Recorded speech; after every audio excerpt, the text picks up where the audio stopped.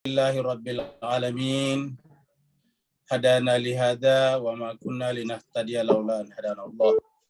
Asyhadu an la ilaha illallah wahdahu la syarikalah wa asyhadu anna Muhammadan abduhu wa rasuluh. Allahumma salli ala habibina wa syafiina wa maulana Muhammadin sallallahu alaihi wa alihi wasallam.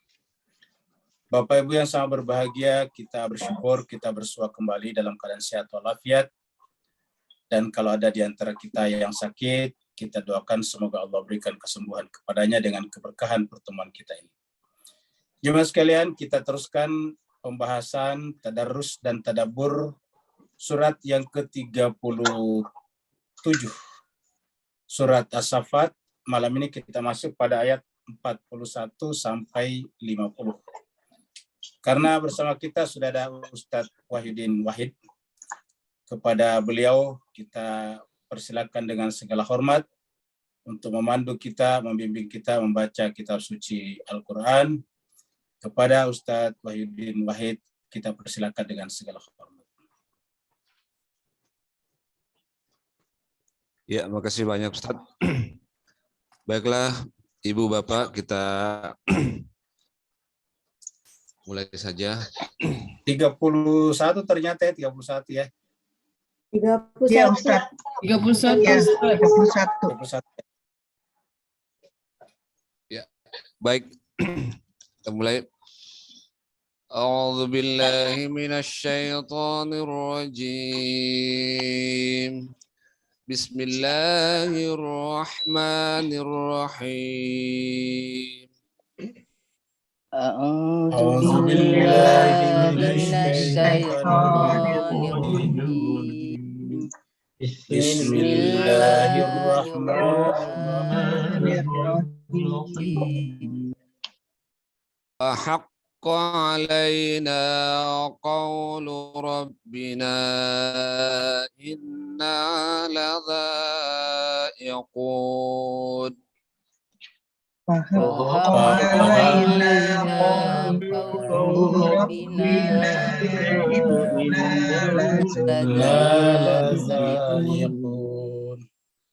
فأغويناكم إنا كنا غاوين فأغويناكم إنا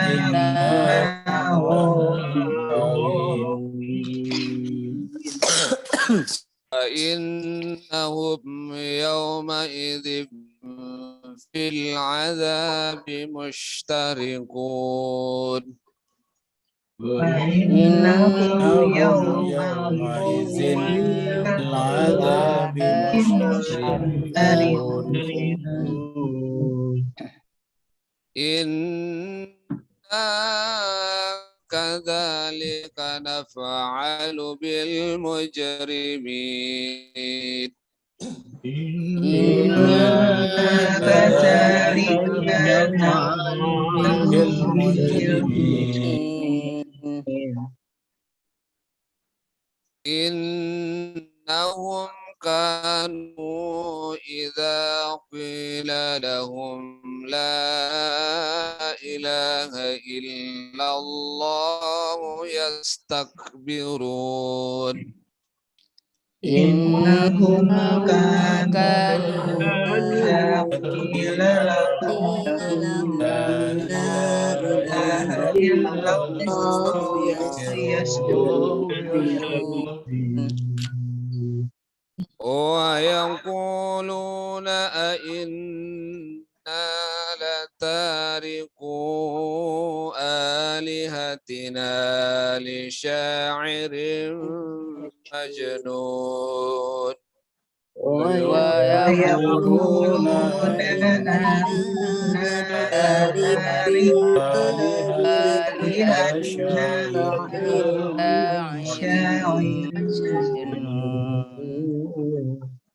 بل جاء بالحق وصدق المرسلين بل جاء بالحق وصدق المرسلين إنكم لذائق العذاب الأليم إنكم لذائق العذاب العليم. وما تجزون إلا ما كنتم تعملون وما تجزون إلا كنتم تعملون إلا عباد الله المخلصين إلا عباد عباد الله المخلصين صدق الله العلي العظيم صدق صدق الله العليم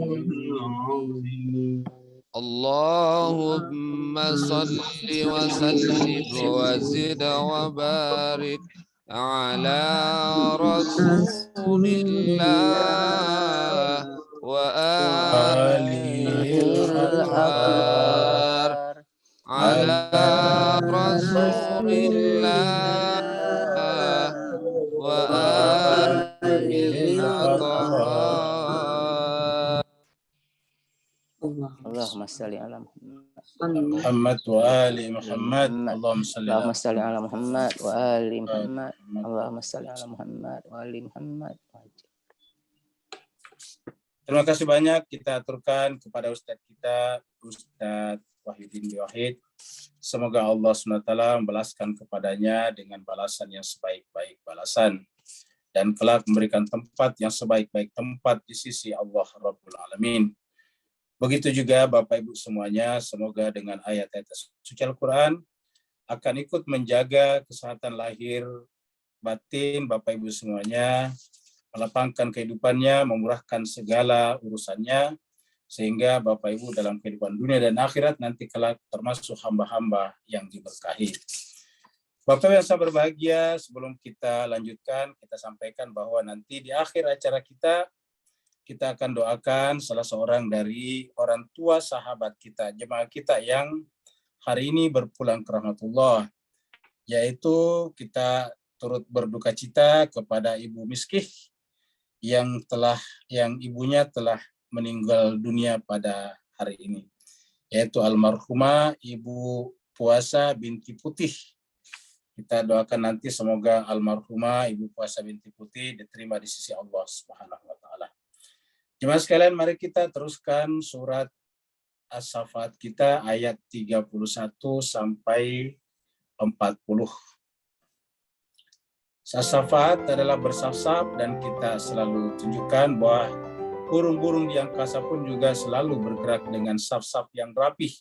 Selalu ada pemimpinnya satu di depan, kemana saja pemimpinnya berbelok, maka ke situ juga mereka berbelok. As-Saffat adalah nomor urut 37, artinya bersaf-saf. Surat ini turun di Mekah dan karenanya disebut dengan surat Makkiyah. Jumlah ayat 182 ayat dan pada malam ini kita sudah masuk di ayat 31 sampai 40. Jemaah sekalian, 31 sampai 40 yang masih berbicara tentang seputar orang-orang yang menentang kebenaran dalam kehidupan ini. Nabi dan Rasul datang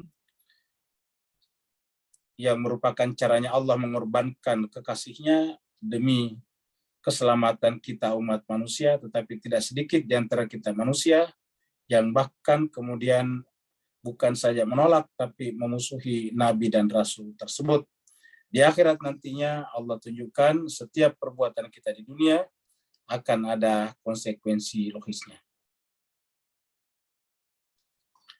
Terakhir kemarin kita sudah lihat gambar ini berbicara tentang di tengah-tengah masyarakat kita sering sekali ada orang berbicara tentang agama, tetapi isi pembicaranya hanya tentang jihad saja, mengajak kita untuk berperang dan berperangnya justru mengacau negara orang lain. Syria kacau, Irak kacau, Yaman sekarang kacau, adalah justru menggunakan anasir-anasir dari luar yang menggunakan juga terma-terma istilah-istilah agama. Sehingga jemaah sekalian berbahagia, kita lihat Osama bin Laden adalah warga negara Saudi tetapi pergi ke Afghanistan. Ya, jadi dengan demikian jemaah sekalian berbahagia, ini menjadi sebuah tanda tanya besar. Di ayat 29 dan 30 terakhir Allah SWT berfirman, A'udzubillahi minasyaitonirrajim. Bismillahirrahmanirrahim.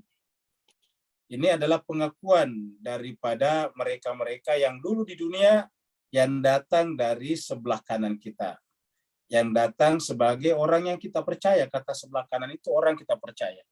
Menempatkan dirinya pada posisi yang kita percaya. Kita yakin dengan kata-katanya dan mereka kita ikuti, tapi ternyata di akhirat bersama dengan kita sama-sama digiring masuk ke dalam azab neraka jahanam. Kita kemudian komplain, kita menyesali, tetapi apa jawaban mereka? Kalau mereka yang kita ikuti itu berkata, bal lam takunu mu'minin. Justru kalian sendirilah yang tidak beriman. Jadi kata-katanya, justru kalian sendirilah yang tidak beriman. Wa ma kana lana 'alaikum min sultan. Kata mereka, sebetulnya kami tidak punya sultan, kami tidak punya kuasa, kami tidak punya kemampuan, kami tidak punya otoritas untuk menyesatkan kalian. Bal kuntum qauman taghin. Yang benar adalah kalian termasuk orang-orang atau kaum yang taghin, yang durhaka, yang melampaui batas. Artinya bahwa mereka yang memang ada cikal bakal pada dirinya, yaitu misalnya dalam beragama hitam putih, kemudian selalu sok merasa benar saja, tidak menerima lagi pendapat dan argumentasi dari pihak manapun juga. Itu artinya taghin. Karena di dalam surat Al-Alaq, surat Iqra, 5 ayat pertama itu adalah berbicara tentang pentingnya ilmu, dan apa yang menjadi penghambat ilmu yang benar itu. Di ayat 6, sambungan daripada 5 ayat pertama itu, tiba-tiba muncul kata-kata tagha. Ayat pertama sampai 5 Allah berfirman, Iqra bismi rabbikal ladzi khalaq, khalaqal insana min 'alaq, Iqra wa rabbukal akram, alladzi 'allama bil qalam, 'allamal insana ma lam ya'lam. Sampai di situ. Tiba-tiba disambung dengan ayat 6 yang turun di waktu yang berbeda. Kalla innal insana la yatagha. Muncul kata-kata tagha. Kalla innal insana la yatagha ar-ra'ahu istaghna. Sekali-sekali tidak, manusia itu sudah terhinggapi penyakit tagha, la yatagha. Kapan? Ar-ra'ahu istaghna, apabila merasa dirinya sudah cukup. Jadi apabila merasa dirinya sudah cukup, kelompoknya paling benar, tidak ada lagi jendela dan ruang yang terbuka untuk berinteraksi, untuk berkomunikasi dengan pihak lain, maka kemudian pada saat itu masuklah kategori tagut atau taghin, layak tagha. Dan sifat seperti ini adalah sifat pribadi, sifat hati yang ada pada semua kelompok. Di mana-mana kelompok ada seperti ini. Jadi semua kelompok, semua mazhab ada orang berpenyakit seperti ini, karena ini adalah penyakit pribadi, penyakit individual. Apabila merasa dirinya sudah sangat benar, maka tidak mau lagi terbuka dengan pihak lain. Buat apa lagi? Mereka sesat, mereka sudah salah jalannya. Mereka lupa bahwa tujuan adalah seperti cahaya. Cahaya itu berkali-kali kita sampaikan memiliki 2 sifat. Sifat pertama menerangi dirinya, yang kedua menerangi sekitarnya. Tanpa kecuali. Ingat, yang namanya cahaya tidak memilih-milih orang. Tidak memilih yang mau diterangi hanyalah orang dekatnya saja. Tidak, siapa saja yang ada di sekitar cahaya itu pasti terterangi dengan cahaya itu. Apapun agama,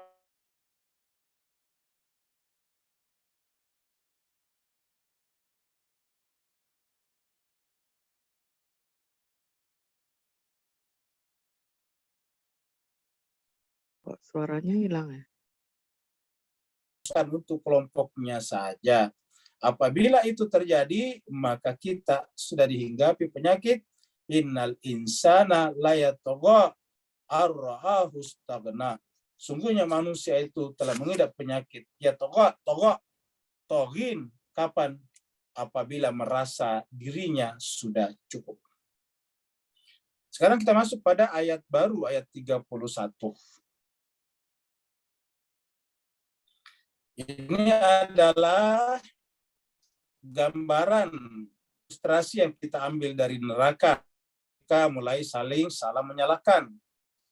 Kenapa? Karena tadi antara yang mengikuti dan diikuti ternyata sama-sama masuk ke dalam neraka jahanam. Maka Allah berfirman, alaina qaulu rabbina. Maka mereka yang menyesatkan orang dulu di dunia mengakui bahwa tidak ada lagi gunanya kita saling salah menyalahkan. Fahaqqa alaina. Telah benarlah atas kami. Maksudnya telah benarlah berlaku keputusan Allah atas kami. Qaulu rabbina. Qaul itu qaul, perkataan, fatwa. Jadi fatwanya Allah, pendapatnya Allah, keputusan Allah. Qaulu rabbina, perkataan daripada Tuhan kami. Yaitu kita sama-sama digiring masuk di dalam azab neraka jahanam. Fahaqqa alaina qaulu rabbina, maka benarlah berlaku atas kami keputusan ataukah qaul. Bisa diartikan qaul di sini adalah ayat Al-Qur'an. Jadi kitab suci Al-Qur'an yang merupakan qaul Allah yang disampaikan kepada kita dulu di dunia sekarang benar-benar terjadi. Jadi qaulu rabbina artinya bahwa kitab suci Tuhan yang karenanya nabi dan rasul dulu datang kepada kita ternyata benar adanya saat ini, kini, di sini sudah berlaku bagi kita semuanya. Inna ladza'iqun, dan kita semuanya sungguh akan merasakannya. Ya, kita tanpa kecuali merasakannya, yaitu yang mengajak dan diajak oleh orang-orang yang tadi sebelumnya disebut dengan mustakbir istikbar, yaitu orang-orang yang sebetulnya hanya punya kepentingan sesaat saja dalam menggunakan agama. Jadi agama bukan sebagai panduan, memandu, mengobati penyakit hatinya manusia, tapi agama dijadikan sebagai alat kendaraan untuk mendapatkan, untuk mencapai tujuan-tujuan jangka pendeknya, sehingga kemudian alih-alih menyembuhkan hati manusia, menyembuhkan jiwa manusia yang telah dikuasai oleh kehidupan dunia, bahkan semakin menjerumuskan manusia di dalam penguasaan dunia. Sehingga manusia semakin tertutup hatinya, semakin tebal hijab musyahadahnya. Sehingga mereka tidak bisa musyahadah atau menyaksikan mata hatinya yang sebetulnya bagaikan cermin yang bening, yang darinya atau melaluinya mereka bisa menyaksikan Allah Subhanahu wa Ta'ala. Maka kemudian yang ada adalah penyesalan, mereka tidak bisa kembali. Mereka berkata, haqqa alaina qaulu rabbina inna ladza'ikum. Kita senang atau tidak senang, suka atau tidak suka, ladza'ikum, benar-benar kita pasti akan merasakan azab ini.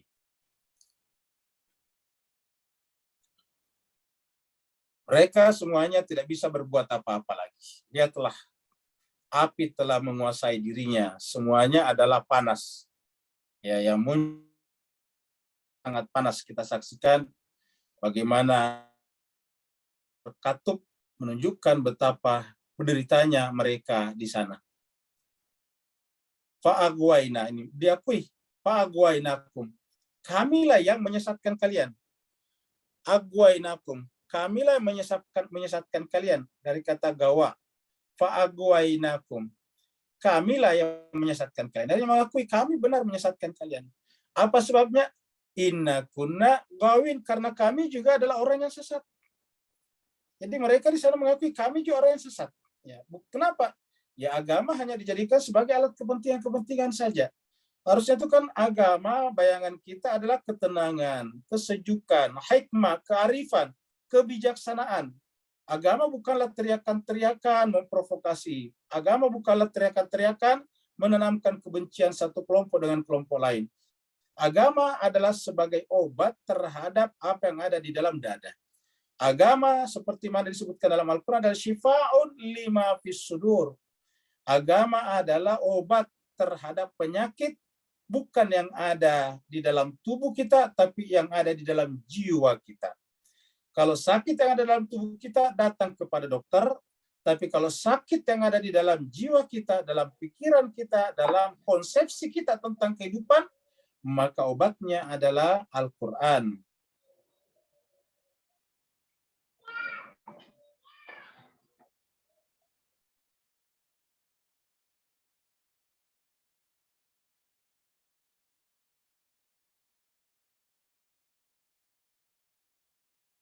Dia datang sefrekuensi sakit jiwa kita, kata-katanya agwainakum. Kamilah yang menyesatkan kalian, karena kami juga sebelumnya adalah orang-orang yang sesat.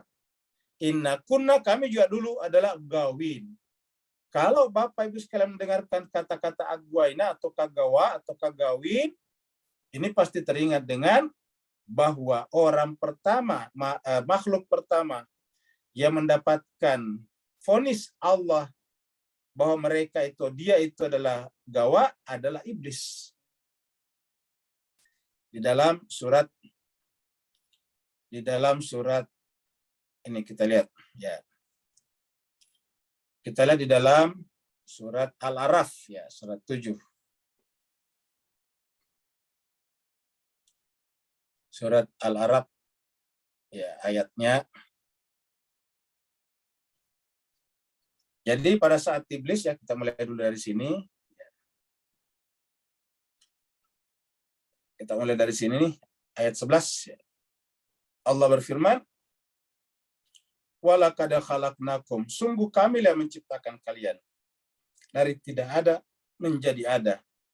Summa, kemudian sawwarnakum, kami sempurnakan bentuk kalian. Kami berikan kepada kalian sawarna, suar, bentuk, rupa yang paling sempurna. Summa, kemudian qulna, kami berfirman lil malaika, kepada malaikat, usjudu li Adamah, sujudlah kalian semuanya kepada Adam. Fasajadu, maka bersujudlah mereka semuanya, illa, kecuali satu makhluk, iblis, illa iblisah. Iblis lam yakun minas sajidin, tidak mau bersujud, tidak mau masuk ke dalam golongan orang-orang bersujud. Lam yakun minas sajidin. Qala, Allah kemudian bertanya kepadanya, wahai iblis, ma mana'aka alla tasjuda id amartuka. Ma mana'aka, apa masalahnya? Apa penghalang? Apa keberatanmu? Allah tasjuda, sehingga engkau tidak sujud. Iz, ketika amartuka, aku perintahkan engkau untuk bersujud. Qala, jawaban iblis, ana khairun, aku kan lebih baik daripada dia. Khalaqtani min nar, kau ciptakan aku dari api. Wa khalaqtahu min tin, sedangkan dia kau ciptakan, yaitu dia Adam, kau ciptakan dari tanah. Karena aku dari api, dia dari tanah, harusnya dialah yang sujud kepada saya, bukan saya yang sujud kepadanya. Jadi iblis melihat dari sisi biologis, bukan dari sisi rohani. Apa kata Allah? Qala, Allah berfirman, mendengarkan jawaban iblis yang sombong itu, fahbit minha, maka turunlah kamu daripada golongan orang-orang suci itu. Fama yakunu laka an tatakabbara, karena di dalam hamba-hamba di sisi kami, di sisi Allah, tidak ada tempat untuk tatakabar, untuk menyombongkan diri. Jadi ingat, fama yakunu laka an tatakabar, tidak ada tempat yakun untuk menjadi bagi kamu an tatakabar, untuk takabur, untuk merasa kiber. Itu sebabnya Nabi bersabda, man kana fi qalbihi mithqala dzarratin min kibrin la yadkhulunal jannah. Siapa yang di dalam dirinya, di dalam jiwanya ada rasa kibar sebesar zarah saja, mithqala dzarratin, maka apa kata Allah? La yadkhulunal, kata Nabi, la yadkhulunal jannah, tidak akan masuk surga, karena dia telah terhinggapi penyakit iblis. Antatakabbara fiha, tidak di dalam golongan orang-orang suci atau makhluk-makhluk suci, tidak ada tempat bagi orang yang merasa kibar, merasa kabir. Fakhruj, maka keluarlah. Pertama adalah ihbit, turun derajat. Seperti dalam kata-kata summa radadnahu, itu turunlah kepada derajat yang paling rendah. Kemudian fakhruj, keluar dari wilayah makhluk-makhluk yang suci, wilayah cahaya. Innaka minas sabirin, justru dengan menyombongkan diri kamu kecil. Takabur di sini sagir. Ya, sini adalah kabir, di sini adalah sagir. Jadi kalau kita merasa besar di hadapan Allah, justru kita menjadi sagir. Tapi kalau kita menjadi sagir di hadapan Allah, justru Allah melihat kita kabir. Ya. Jadi Allah menjadikan kita kabir di seluruh makhluk-makhluk apabila di hadapan Allah kita sagir. Tapi apabila di hadapan Allah kita kabir, Allah menempatkan kita sebagai makhluk yang sagir, yang hina, yang rendah, yang kecil. Qala, maka berkatalah iblis, anzirni, wahai Tuhanku, anzirni, beritanggulah saya, beritanggulah aku, ila yaumi yubatsun, sampai hari kebangkitan. Qala, Allah menjawab, innaka minal munzarin. Allah menjawab, sungguhnya engkau termasuk orang yang diberi tangguh. Dari sini kita lihat bahwa Allah menunjukkan dirinya sebagai mujib, yang mengijabah doa. Iblis saja yang jelas-jelas tadi sudah divonis sagir, divonis durhaka, tetapi ketika minta kepada Allah untuk ditangguhkan, Allah menjawabnya, doamu diterima. Ketika iblis meminta ini, iblis berdoa. Jadi iblis saja berdoa, karena doa itu adalah mukhul ibadah, otaknya ibadah. Maka iblis minta apa? Anzirni, beritangguhlah kepadaku, ila yaumi yub'atsun, sampai hari kebangkitan. Bapak Ibu sekalian, sekaligus kita belajar dari sini. Jangan sampai kita berdoa seperti, mohon maaf, iblis. Iblis itu doanya tidak lebih daripada kehidupan pribadinya. Harusnya kan karena dia divonis bersalah tadi di atas, harusnya apa yang diminta kepada Allah? Istighfar. Kan harusnya begitu Pak Ibu sekalian. Ini bukan istighfar yang dilakukan iblis, tapi minta diperpanjang umurnya.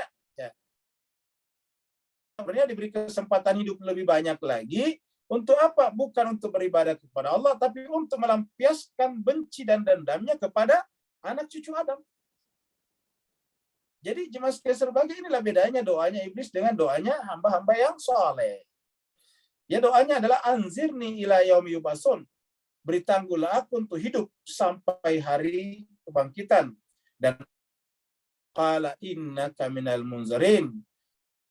Allah menjawab langsung, kamu termasuk makhluk yang ditangguhkan kematiannya sampai hari kiamat. Apa kata iblis? Coba lihat. Karena penangguhan umurnya adalah untuk melampiaskan benci dan dendamnya, maka jawabannya qala. Iblis menjawab, fabima agwaitani. Ini agwaitani. Ini gawa. Perhatikan jemaah sekalian. Agwaita, taknya ini karena Allah berbicara kepada Allah.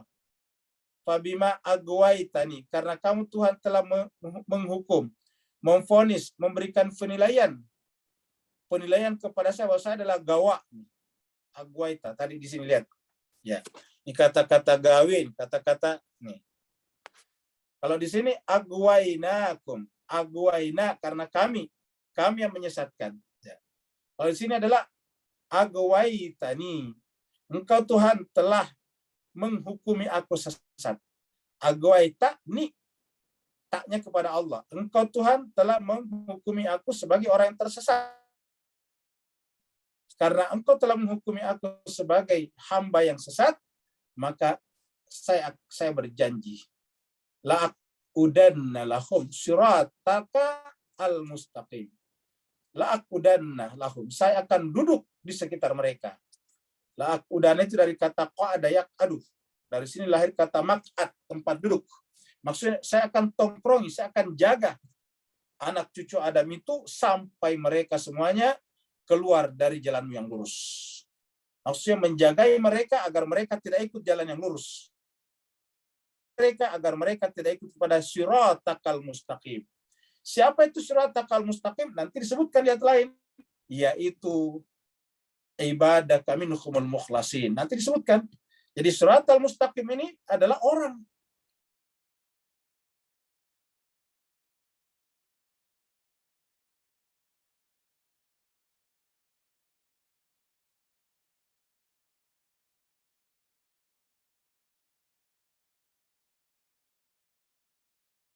Bahwa orang yang di dunia ikuti pendapat keagamaannya, tetapi mengajari kita kebencian pada sesama, seperti tadi iblis, maka pada dasarnya orang itu adalah gawa sebetulnya.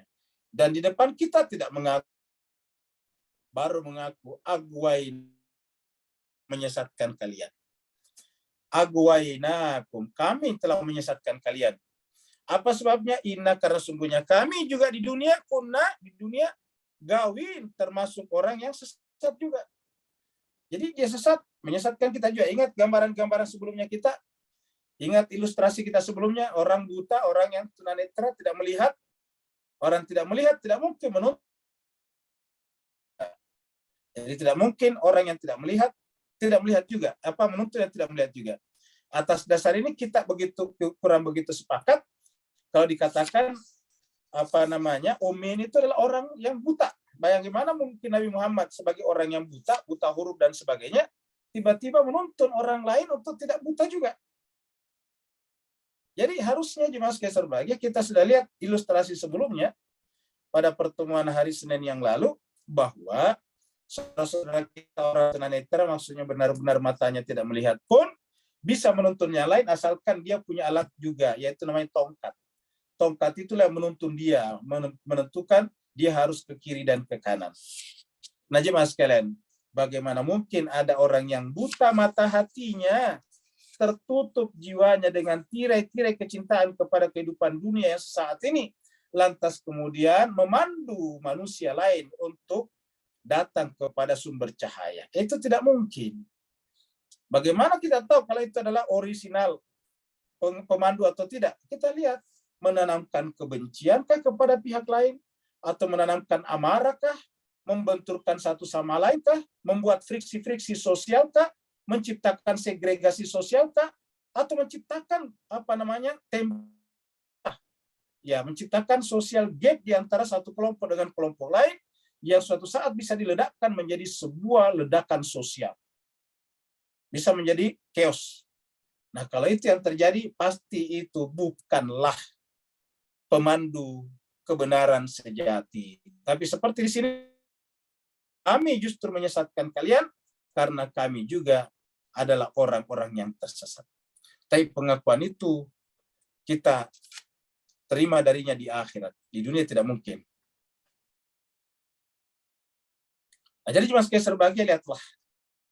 Mereka semuanya bersama dengan pengikut-pengikutnya akhirnya bersama-sama dilemparkan masuk ke dalam neraka. Mereka semuanya bersama-sama dilemparkan di neraka. Jadi Bapak Ibu sekalian, dan ini benar-benar akan terjadi nanti di akhirat. Ini ilustrasi, tetapi di Al-Quran diceritakan seperti itu. Lebih lengkap kita bicara dulu di surat Maryam, ketika orang-orang itu kemudian dibiarkan terlontar, terlempar, terjatuh ke dalam azab api neraka, setelah melewati titian sirat di atasnya, tidak bisa lewat, maka kemudian satu persatu berjatuhan ke dalam azab api neraka. Yang diceritakan bahwa seandainya bisa dibayangkan di dunia, maka jarak antara neraka dengan titian sirat di atas sekitar 500.000 tahun perjalanan, itu seandainya kita bayangkan jauhnya, tetapi suara gemuruh azab api neraka itu terdengar begitu menakutkan ketika kita melewati titian sirat. Dan orang-orang kemudian jatuh persatu persatu, terlempar satu persatu masuk ke dalam neraka.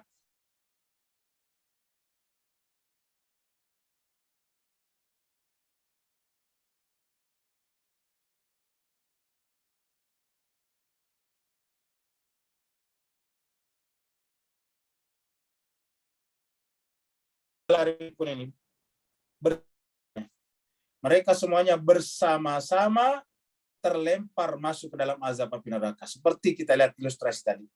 Fa'innahum yauma idzin fil azab. Sungguhnya mereka semuanya pada hari itu berada di dalam azab siksaan, dan mereka di sana mustarikun, sama-sama bersekutu. Sama-sama bersama terlontar masuk ke dalam azab api neraka. Dalam surat As-Zumar nanti surat 39 kita akan ketemu kata-kata wazikal ladina kafaru ila jahannam zumara. Dan orang-orang mengingkari hari akhirat nantinya, wazika digiring masuk ke dalam neraka secara berkelompok-kelompok. Seperti tadi, dilempar masuk ke dalam azab api neraka. Dan mereka semuanya sebelum terlempar, semuanya minta kalau bisa dikembalikan ke dunia untuk memperbaiki keadaannya, tetapi permintaan mereka tidak mungkin. Karena waktu tidak mungkin terputar kembali, Sebagaimana yang sering kita sampaikan, kalau kita sekarang sudah masuk pada tanggal 19 Januari 2022, tidak mungkin kembali ke 18 Januari 2022, apalagi kembali kepada Januari 2020 misalnya. Itu tidak mungkin. Tidak mungkin kita membalik ini waktu. Maka mereka setelah berdiri di depan pintu neraka, mereka semuanya menyesal dan mereka ingin kembali ke dunia, melakukan apa saja untuk memperbaiki kembali kehidupan mereka yang dulu di dunia tertipu oleh kehidupan sesaat dunia.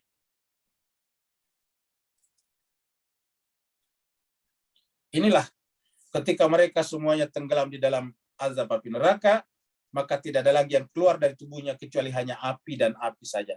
Penderitaan dan penderitaan saja. Inna kadzalika naf'alul mujrimin. Allah mengatakan sesungguhnya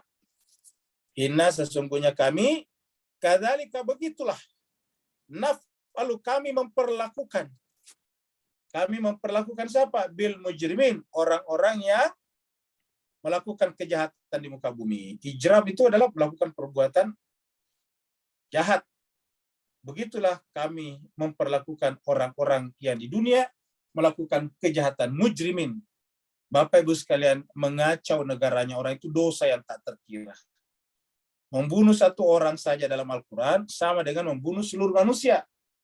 Allah mengatakan dalam surat Al-Maidah, "Man qatala nafsan bighairi nafsin aw fasadin fil ard faka'annama qatalan nasa jami'a." Buat membunuh satu orang atau membuat kerusakan, maka sama dengan membunuh seluruh manusia. Bagaimana pula kalau mereka datang mengacau negaranya orang? Jutaan orang yang meninggal dunia, jutaan juga orang yang terpaksa mengungsi. Betapa banyak anak-anak yang kehilangan orang tuanya. Betapa banyak rumah-rumah yang kemudian hancur dibombardir oleh senjata-senjata pemusnah massal. Untuk mengkonstruksi, untuk membangun kembali kota atau daerah yang sudah terlalap oleh perang seperti itu butuh berpuluh tahun waktu. Belum lagi dengan anak-anak yang sudah yatim, tidak mungkin dikembalikan orang tuanya. Jadi jemaah sekalian, bagaimana mungkin orang seperti ini berbicara tentang agama? Dalam Al-Quran, jangankan menciptakan anak yatim, jangankan kita menjadi penyebab yatimnya banyak anak-anak. Menghardik saja anak yatim sudah disebut dengan al-mukadzibu biddin, pendusta agama. Ara'aital ladzi yukadzibu biddin.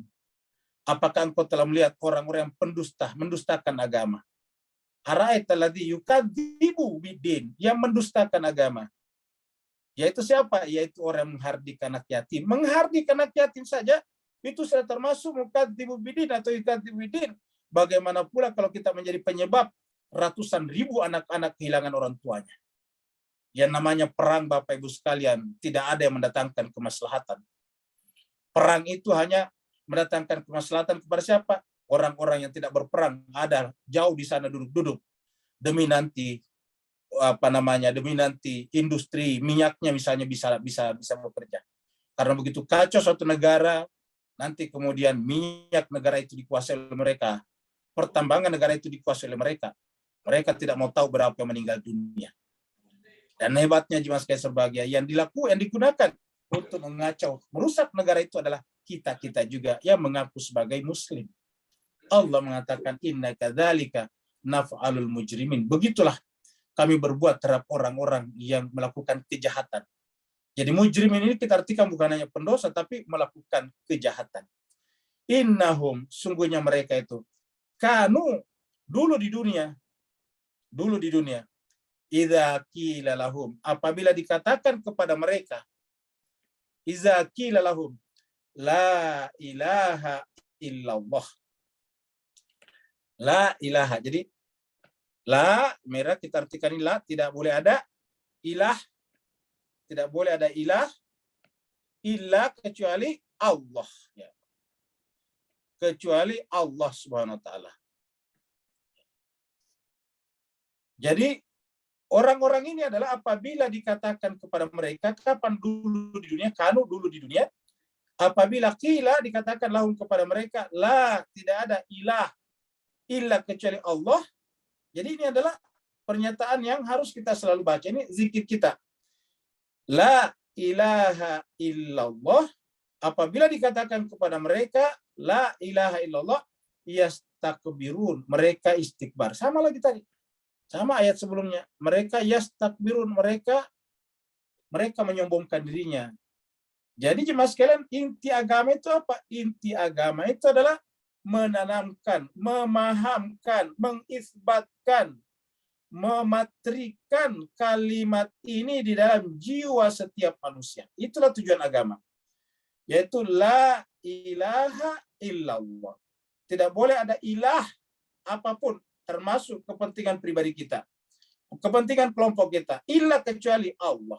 Tidak boleh ada kepentingan, tidak boleh ada tujuan, tidak boleh ada apapun selain daripada Allah. La ilaha illallah. Jadi ini adalah pernyataan yang sangat penting. Saking pentingnya ini jemaah sekalian, menjadi bagian daripada syahadat kita, lalu kemudian masuk di dalam azan kita. Azan iqamat selalu dibaca ini, yaitu la ilaha illallah. Di ayat lain dikatakan bahwa afdalul dzikr adalah zikir yang paling baik adalah la ilaha illallah. Jadi tidak ada ilah selain daripada Allah Subhanahu wa taala, ya. Mari kita lihat jemaah sekalian berbahagia pada ayat ini, ya, surat Muhammad ayat 19. Mana tadi? Ya, kita lihat di sini. Ini surat 47.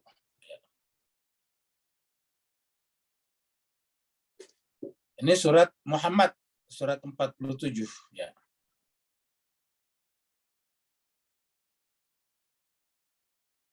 Surat 47 19. Muhammad 47:19. Fa'lam, ini Allah mengatakan fa'lam, maka ketahuilah, catatlah. Jadi Bapak Ibu sekalian, kita disuruh catat ini, fa'lam. Fa'lam, maka catatlah, maka ketahuilah. Annahu, bahwasanya. Catatlah bahwasanya. Fa'lam, catatlah, ketahuilah, notlah, dicatatlah, bahwasanya la ilaha illallah.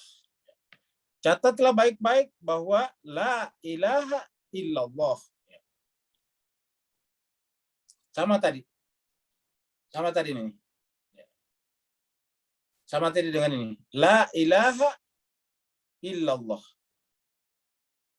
Kalau di sini katakan fa'lam, catatlah. Biasanya kalau dalam tahlilan ditambah dengan fa'lam annahu la, ataukah afdalu zikr fa'lam.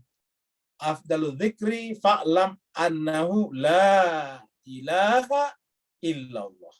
Ini sebetulnya bukan hanya zikir, tetapi ini adalah sebuah pernyataan yang harus menjadi realita, menjadi nyata, menjadi fakta di dalam jiwa kita.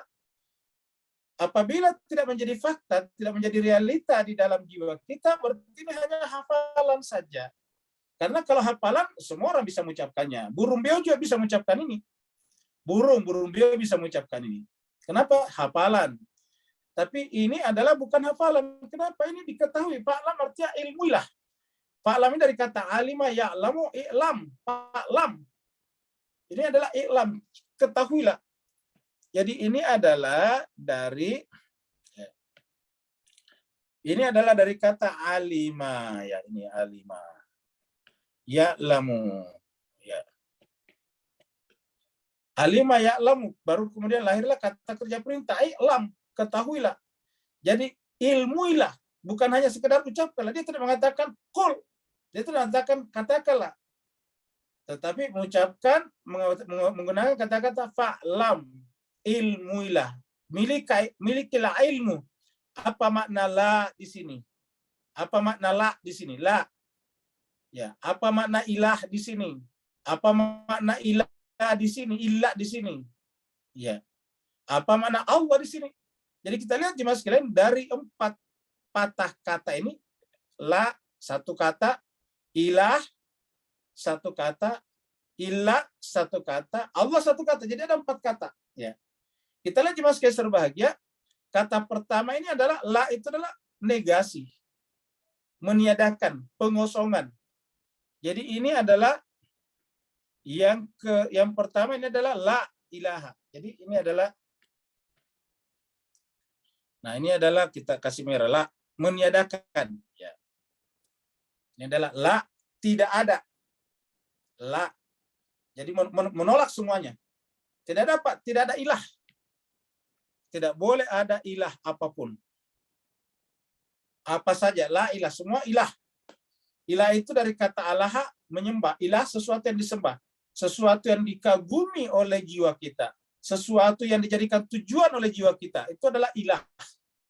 Dari kata alaha itu artinya menyembah, mengabdikan diri ke situ.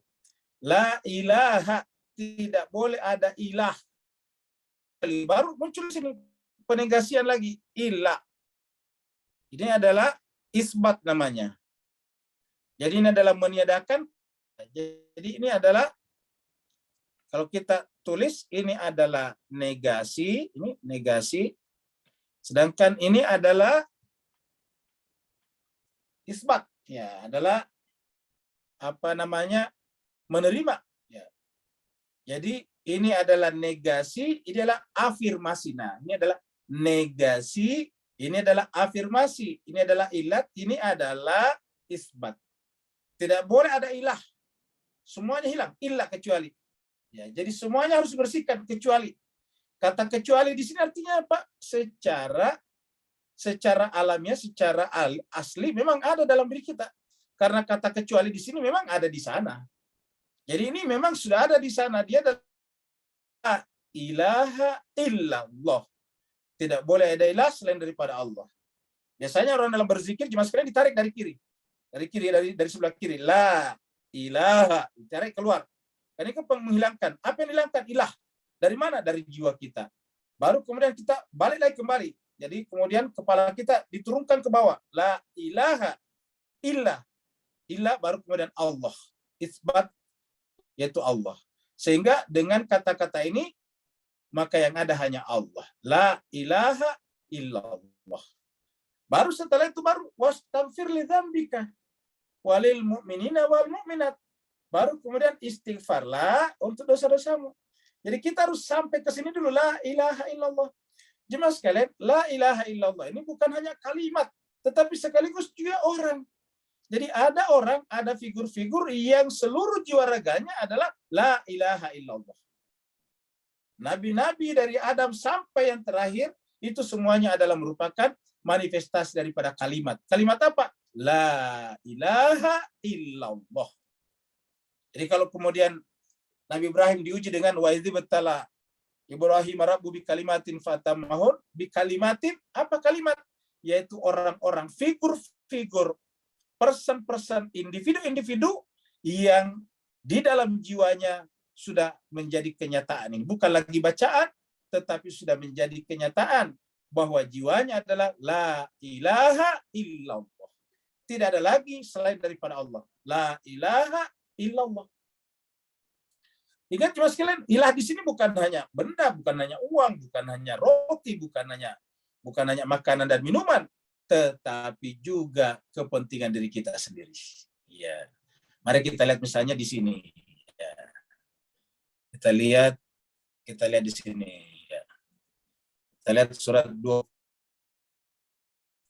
ayat 43. Ayat 25. Nah, sini ayatnya nih. Ya. Bapak perhatikan, ara'aita. Apakah engkau telah melihat, memperhatikan? Ara'aita, engkau telah melihat, memperhatikan. Ittakhadha, yang menjadikan ilahahu. Ingat, ilahahu ini adalah ilahnya. Hu ini adalah kembali kepada man. Jadi kita analisis secara bahasa dulu ya, biar lebih enak. Ya. Jadi di sini man, ya, artinya orang. Lalu kemudian ini dhamir hu di sini kembali ke man tadi. Ya ini kembali ke sini. Ya. Apakah engkau telah memperhatikan man, orang yang ittakhadha, menjadikan ilahnya. Jadi ilahnya seperti tadi di sini nih, ya. Ilah. Ara'aita man ittakhadha ilahahu. Ilahnya apanya? Hawahu, hawa nafsunya ini. Yang menjadi ilahnya adalah hawa nafsunya. Ya. Jadi yang menjadi ilahnya adalah subjektivitasnya, hawahu, kepentingannya, egonya, akunya. Jadi ara'aita man ittakhadha ilahu hawahu. Apakah engkau Muhammad? Jadi taknya di sini secara spesifik, secara khusus adalah kepada Nabi Muhammad sebagai mukhatab daripada ayat ini. Apakah engkau Muhammad takunu masih pantas menjadi alaihi atasnya wakil-wakilah. Artinya Muhammad, apakah kau masih pantas mewakili mereka?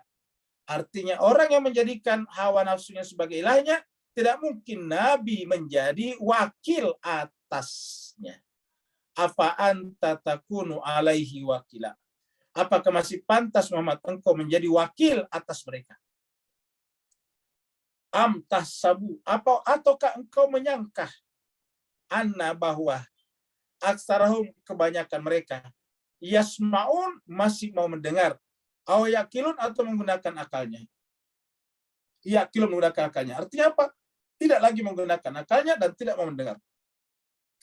Karena mereka tidak lagi mau mendengar, tidak mau mendapatkan masukan-masukan yang berbeda dengan pendapat pribadi mereka, dan tidak lagi menggunakan akal pikirannya, tidak mau lagi menggunakan critical thinking-nya, maka inhum, itu illa, kecuali. Jadi ingat, tiadalah mereka itu illa, kecuali apa? Kal an'am, seperti hewan ternak. Seperti al-an'am. Kenapa hewan ternak? Hewan ternak itu dipelihara, dikasih makan, digemukkan. Untuk apa? Bukan untuk kepentingan si hewan, tetapi untuk kepentingan yang memberi makan kepadanya. Ingat tadi di atas, orang-orang yang digunakan oleh pihak-pihak tertentu, ya, untuk kepentingan jangka pendek dengan menggunakan baju-baju dan jargon-jargon agama. Allah mengatakan, inhum illa kal an'am. Tiadalah mereka itu kecuali kal an'am, seperti hewan ternak, balhum adallu sabila.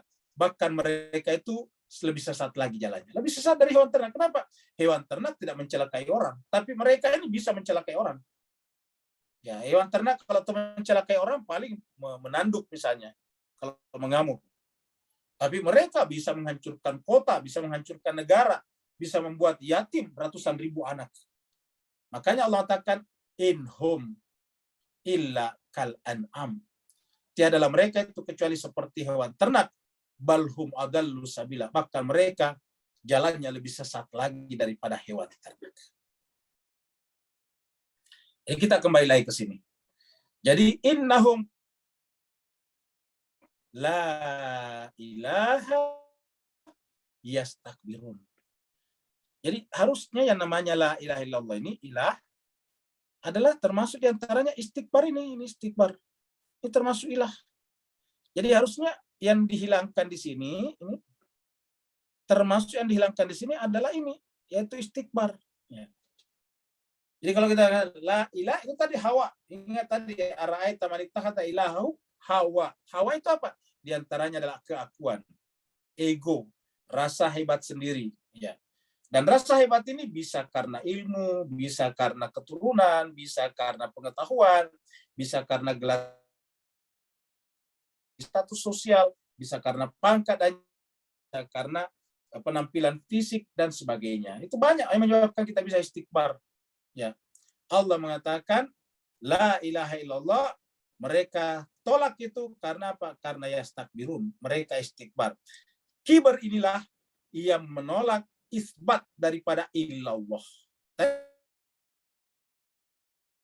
Isbat masih Allah. Jiwanya, kenapa? Karena dia sendiri merasa besar. Ya. Illallah tidak mungkin terisbatkan, terafirmasikan ke dalam jiwanya, karena di dalam jiwanya ada penyakit yang sangat fatal, yaitu penyakit kibar, yastakbirun.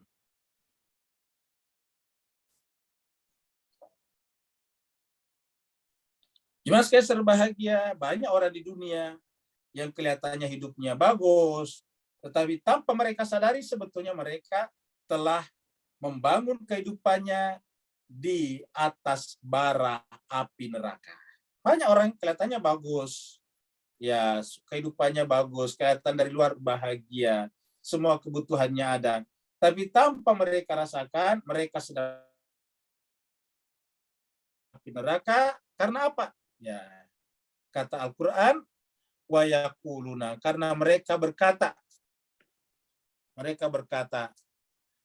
ketika disampaikan kepada mereka kitab suci Al-Quran yang substansinya, substance, inti, jauhar daripada Al-Quran apa tadi? La ilaha illallah. Apabila dikatakan kepada mereka la ilaha illallah, maka apa kata mereka? Yaquluna, mereka berkata, ainna, apakah kami harus latariku, benar-benar harus meninggalkan latariku alihatina, ini ilah kami. Apa tadi ilahnya? Termasuk kepentingan pribadi mereka, alihatina.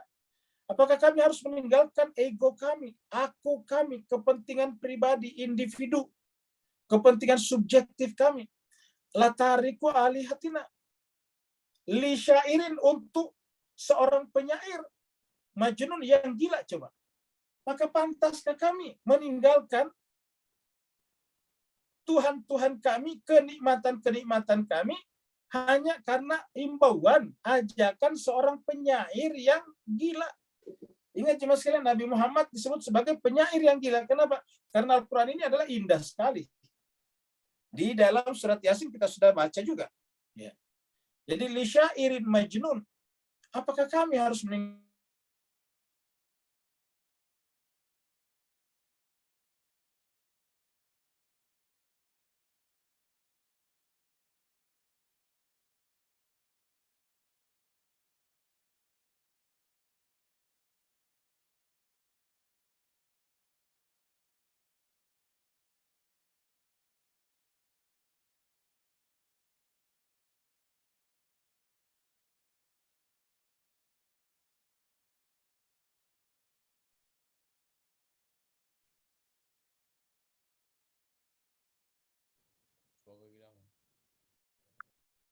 Gak ada suaranya, Pak. Suaranya ya? Oh iya. Pak, suaranya nggak ada. Iya, hilang. Nggak ada suaranya nih. Tenang. Semua tenang. Coba jangan panik.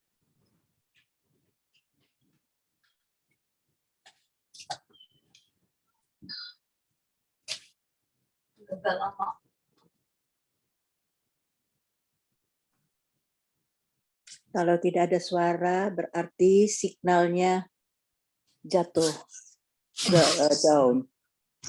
Iya betul, signalnya lagi jelek.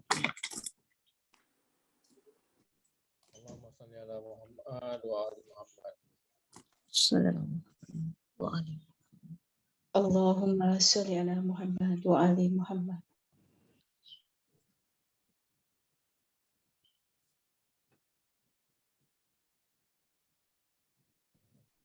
Tunggu sebentar ya Bapak Ibu.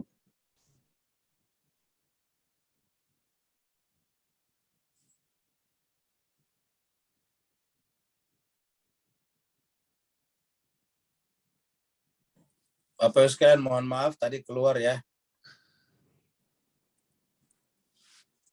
Mari kita masuk lagi. Ya. Jadi jemaah sekalian, kita lihat ayat selanjutnya, dan ini adalah ilustrasi. Jadi mereka tadi mengatakan apakah pantas. Jadi kita kembali lagi ke sini karena takutnya tadi ada lewat ya. Jadi kita kembali ke sini. Betapa banyak orang yang menganggap kehidupannya, kata orang Inggris, so far so good, tetapi sebetulnya tanpa mereka sadari, mereka sedang membangun kehidupannya di atas bara api neraka. Dan mereka apabila diajak kepada kebenaran Al-Quran, yaitu yang intinya tadi, la ilaha illallah, yaquluna, mereka berkata, ainna latariku alihatina, pantaskah kami meninggalkan, latariku meninggalkan, alihatina, Tuhan-Tuhan kami, kesenangan-kesenangan pribadi kami, kesenangan individu kami, kesenangan subjektif kami, li syairin, hanya untuk seorang penyair majnun yang gila. Nah, jemaah sekalian, padahal apa yang dibawa oleh Nabi yang mereka tuduh sebagai penyair yang gila itu adalah sebetulnya yang dicari oleh jiwa mereka. yang diinginkan oleh jiwa mereka. Jiwa kita semuanya sama. Setiap manusia dilahirkan dalam keadaan fitrah. Fitrat Allah allati fataran nas 'alaiha. Kenapa fitrat Allah? Karena fitrah kita itu adalah cermin yang Allah pasang agar kita bisa menyaksikan dirinya. Maka disebut dengan fitrah. Fitrah adalah sesuatu yang bisa memancarkan sesuatu yang awal. Yang awal segala-galanya adalah Allah Subhanahu wa taala. Nah, ketika disampaikan dalam jiwa kita itu fitrah, dan ini sama pada semua orang, maka Nabi datang sebetulnya yang dibawa itu adalah yang dicari, yang diinginkan oleh fitrah kita. Dalam Al-Quran dikatakan, ya ayyuhan nasu taqu rabbakum alladzi khalaqakum min nafsin wahidatin. Jadi seluruh manusia bermacam-macam warna kulitnya, postur tubuhnya, tetapi hakikatnya jiwanya sama. Min nafsin wahidatin. Dari jiwa yang sama. Yaitu apa? Sama-sama fitrat Allah allati fataran nas 'alaiha, sama-sama di dalam dirinya yang ada hanya Allah saja. Karena Allah mengatakan wa nafakhtu fihi min ruhi. Aku tiupkan kepadanya ruhku. Kata-kata ruhku di situ artinya apa? Akunya Allah melekat di sana. Kata-kata ruhku itu adalah di sana ada kunya Allah Subhanahu wa taala. Wa nafakhtu fihi min ruhi. Maka kalau kita ingin menyaksikan Allah, ya di dalam fitrah kita itu. Nah, jemaah sekalian berbahagia, justru mereka menuduh Nabi Muhammad datang untuk membuat mereka meninggalkan kepentingan-kepentingan subjektifnya dan menuduh Nabi Muhammad sebagai penyair yang gila. Bal ja'a bil haqq. Yang benar ialah dia Nabi datang bil haqq, dengan membawa kebenaran, bil haqqi. Nabi datang membawa kebenaran. Bal ja'a bil haqqi. Nabi datang membawa kebenaran. Wasaddaqal mursalin, dan membenarkan nabi-nabi sebelumnya. Mulai daripada Nabi Adam sampai kepada Nabi Isa alaihi salatu wassalam. Jadi kita lihat semua ajaran agama Islam kita atau Nabi Muhammad sama dengan ajaran Nabi Ibrahim, Nabi Adam. Makanya di dalam Al-Quran nabi-nabi ini diceritakan untuk apa? Untuk menjelaskan bahwa inti hakikat ajaran nabi-nabi samawi semuanya sama. Nabi Adam mengajak manusia, anak-anaknya untuk beriman hanya kepada Allah. Mengatakan bahwa alam semesta ini adalah ciptaannya. Kita ini adalah ciptaannya. Begitu juga dengan Nabi Idris. Begitu juga misalnya dengan Nabi Nuh. Tidak ada yang berbeda dari sisi ajaran. Semuanya sama.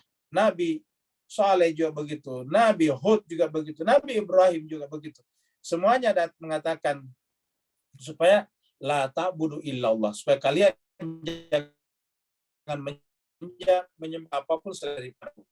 Semuanya mengatakan bahwa Allah itu adalah yang menciptakan langit dan bumi, menurunkan air dari langit. Semua sama ceritanya. Menurunkan air dari langit, yang menyebabkan burung-burung bisa terbang. Itu semuanya adalah disebutkan sama. Yang menciptakan bintang-bintang, matahari, rembulan, sama semuanya. Kalau kita baca ceritanya nabi-nabi dalam Al-Quran, menyampaikan itu kepada umatnya semuanya. Jadi artinya apa? Nabi Muhammad datang membawa kebenaran.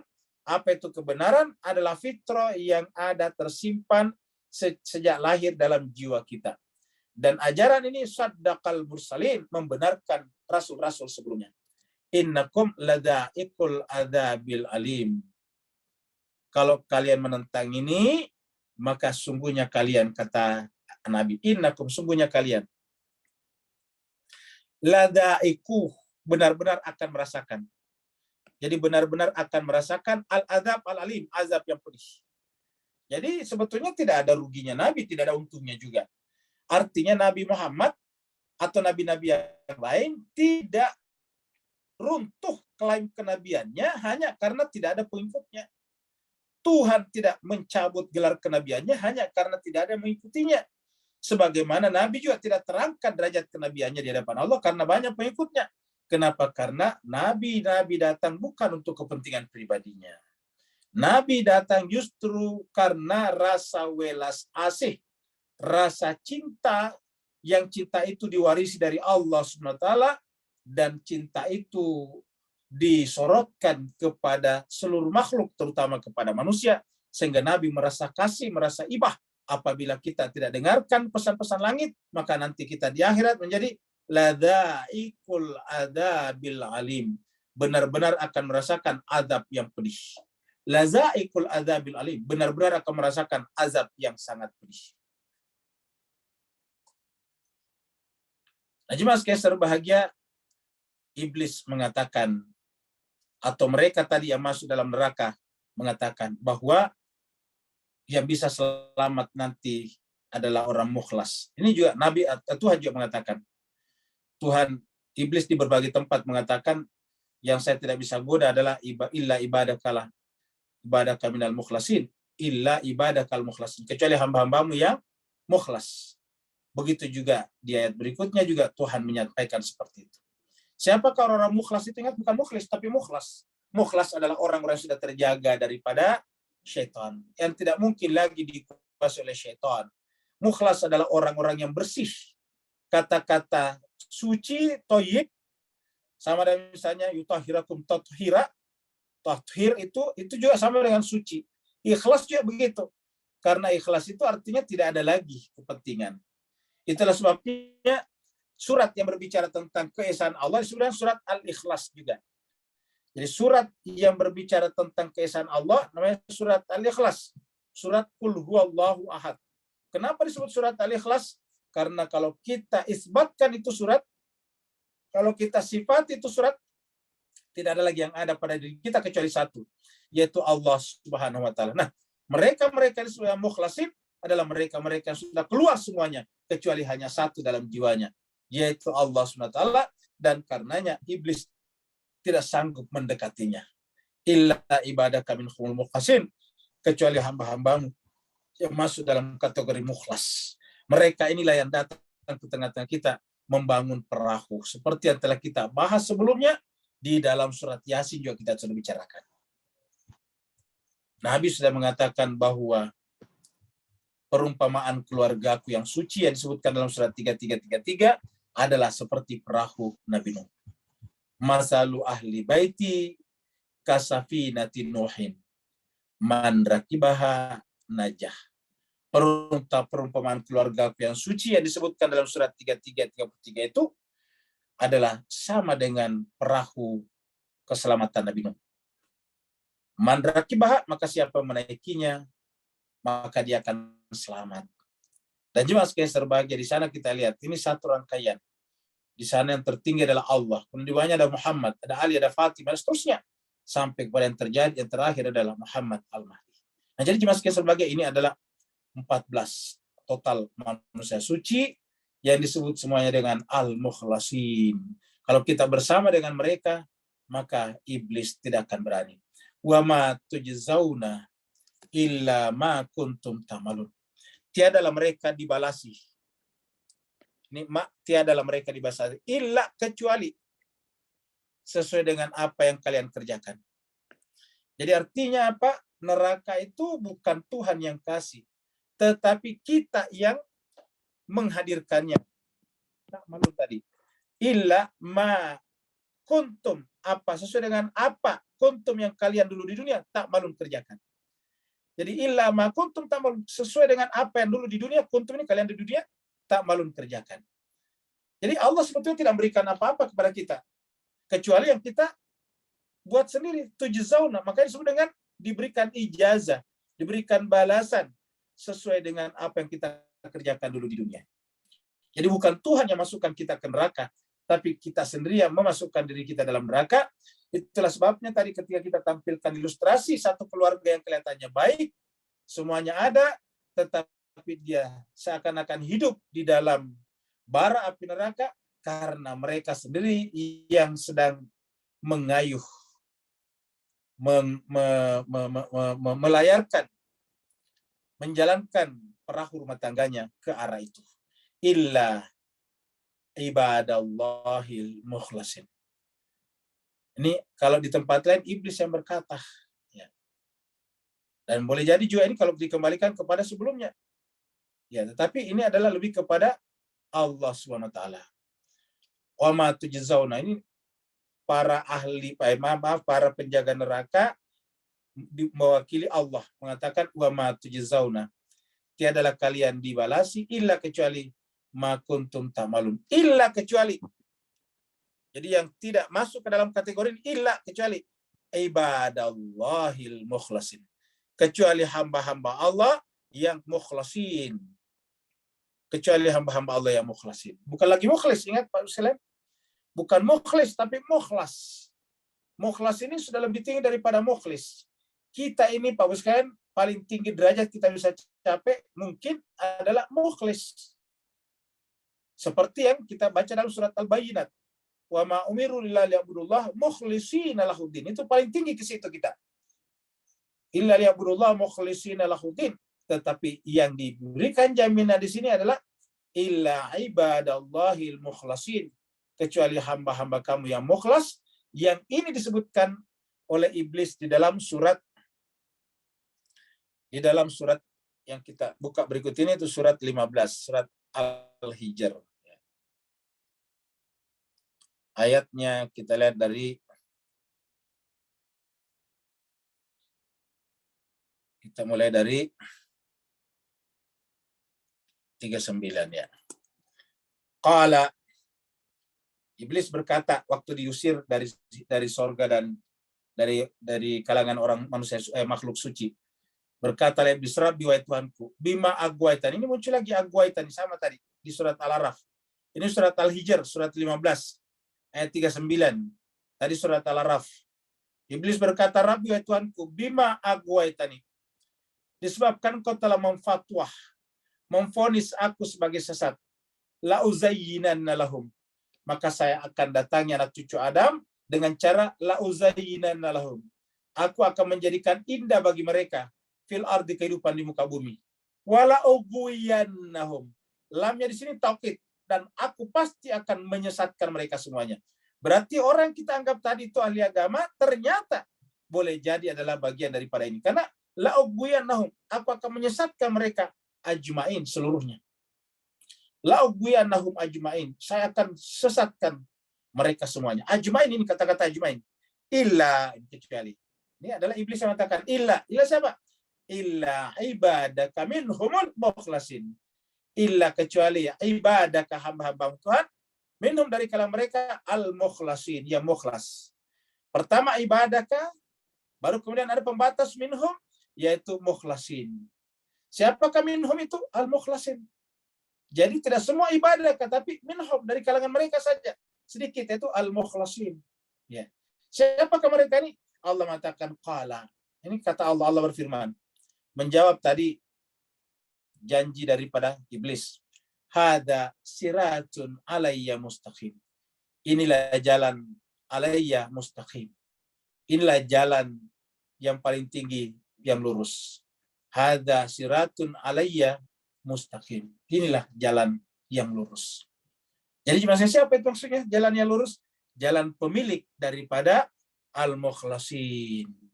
Nah, Bapak Ibu jemaah sekalian berbahagia, mudah-mudahan kita semuanya dengan panduan ayat-ayat ini yang kita baca, berulang-ulang Allah menyampaikan dalam Al-Quran, karena ini persoalan harus diisbatkan, harus diafirmasi, bukan oleh kuping kita, bukan oleh lidah kita, bukan oleh hafalan kita, tetapi oleh jiwa kita, oleh nurani kita. Dia harus tertoreh, dia harus tercetak, dia harus terpahat di dalam jiwa kita. Dan sebetulnya pahatan itu aslinya sudah ada di sana. Tetapi karena tertutup oleh berbagai macam debu-debu yang kotor, maka pahatan itu menjadi hilang, menjadi tidak kelihatan, menjadi samar.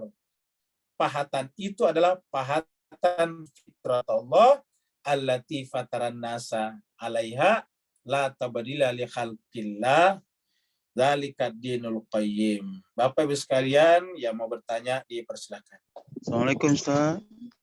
Waalaikumsalam warahmatullahi wabarakatuh. Silakan Pak Nur. Bismillahirrahmanirrahim. Assalamualaikum. Barakallahu fiik azim Ustaz. Salah Fazal, satu soalan berkenaan dengan alim ya'lam dalam perkataan fa'lam. Boleh beri pencerahan memandang kepada kalimat Allah itu sendiri.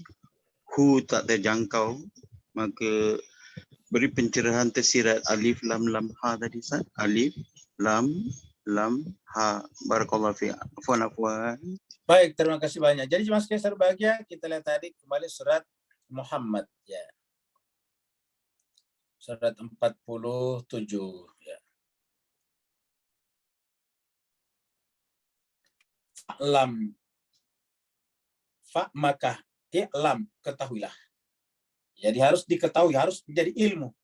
Kita sudah sampaikan tadi, fa'lam ini dari kata alima ya'lamu menjadi i'lam. Ya, jadi kita tuliskan lagi supaya lebih jelas. Dari kata alima ya. Ya'lamu. Jadi i'lam.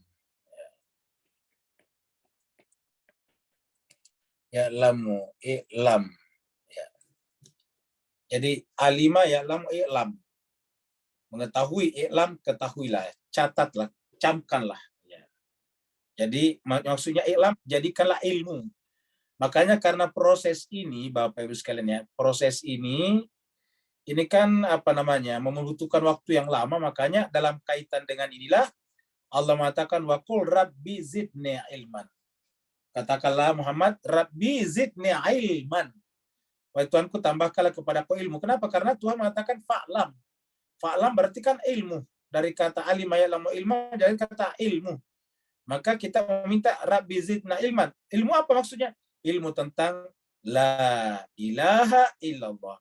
Kita semuanya fasih menghafal ini. Tetapi ilmunya belum tentu. Kita sampaikan tadi, kalau cuma sekedar dihafal, ya burung beo juga bisa menghafal. Tapi pernahkah kita mengetahui rahasia daripada la tadi itu? Ya, apa namanya la? Ya, kalau dalam dalam ilmu irfan atau tasawuf disebut dengan pengosongan. Jadi dikosongkan dulu. Ya. Setelah dikosongkan baru kemudian dibersihkan. Ya. Jadi pengosongan itu namanya takhalli. Takhalli. Jadi kata takhalli itu pengosongan.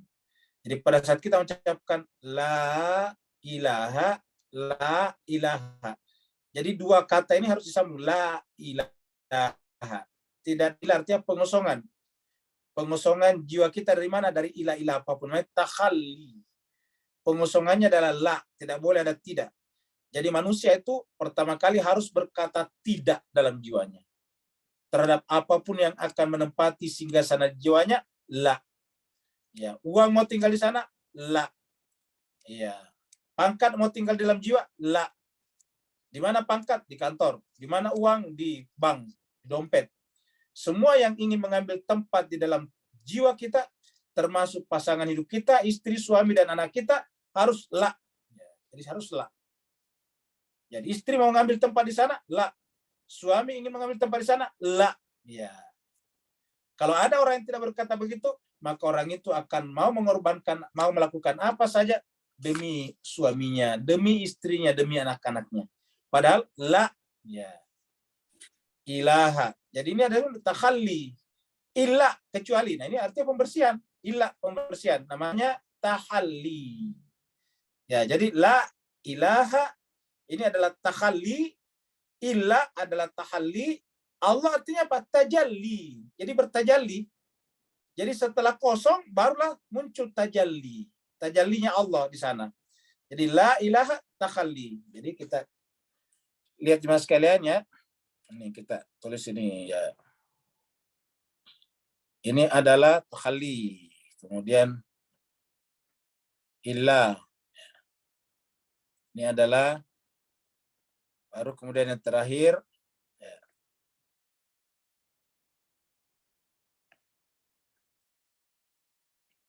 Yang terakhir adalah tajalli. Jadi kita lihat sini ya, kita tulis. Ini namanya takhalli. Ini namanya tahalli. Kemudian ini namanya tajalli. Ya. Takhalli pengosongan, tahalli pengkondisian atau pembersihan. kemudian tajalli adalah muncul. Jadi dikosongkan dulu semuanya, bekas-bekasnya masih ada, dibersihkan. Nah, kira-kira begitu. Begitu dibersihkan, seperti tadi pahatan tertutup oleh debu-debu, begitu debunya kita hilangkan, baru kita bersihkan, kita sikat, ternyata yang ada adalah Allah di sana tertulis. Torehannya di sana Allah, tajalli. Cermin di sana begitu kita bersihkan, yang muncul adalah Allah di sana. La ilaha illallah. Nah, pertanyaan tadi Pak Nur kita adalah apa rahasia daripada dibalik alif lam ha di sini? Jadi alif lam ha di sini. Jadi kita lihat jemaah sekalian berbahagia, ini adalah alif. Ya, di sini ada lam. Ya, di sini ada lam. Ini kan alif lam ma'rifah sebetulnya. Ya. Jadi alif lam ha. 1, 2, 3, 4. Ya. 4 kata di sini. Nah, jemaah sekalian berbahagia, coba kita perhatikan di sini. Ya. Jadi A ini jemaah sekalian berbahagia, ya. Jadi A ini kalau kita misalnya berdiri itu kita mengucapkan apa? Takbir Allah. Kan pada saat kita berdiri itu takbirnya Allah, lurus berdiri. Takbir.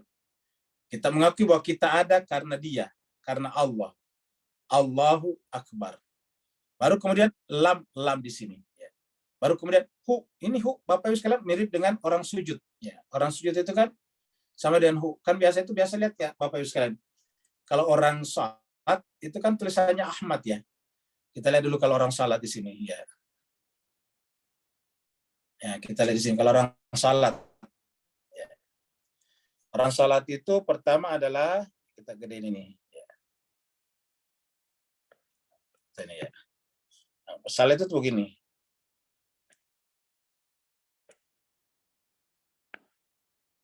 Ya, sekarang orang salat begini. Ada satu berdiri begini. Ya. Baru kemudian yang kedua rukuk. Rukuk itu adalah sama dengan huruf ha gini. Ya. Rukuk begini modelnya. Ya. Kemudian sujud. Sujud itu adalah berbentuk mim. Ya, mim. Ya, jadi kita ulangi lagi. Ya, mim. Kemudian terakhir adalah dal. Ya. Gitu. Jadi kalau kita lihat di sini jemaah sekalian berbahagia, apa bacanya ini? Ya. Kalau kita lihat, ini kan bacanya adalah Ahmad. Ya. Kan Ahmad.